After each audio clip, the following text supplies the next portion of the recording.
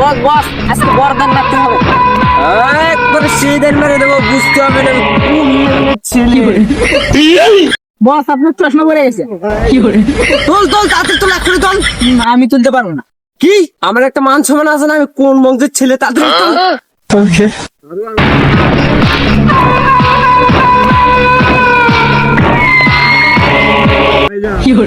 এই তো সারা পেরেরই পায় না।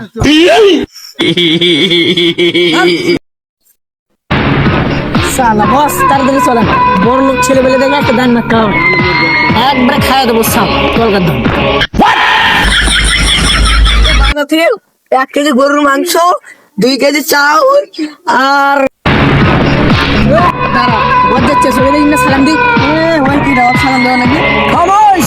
আমাকে চিনিস আমি কোন বংশের ছেলে? কোন বসে খায়? আমার বংশের নাম শুনলে তুই প্যান্টে পুশ-আপ করে দিবি। দেখাচ্ছিস না চিনিস শালা? খাইয়ে দেবো শালা।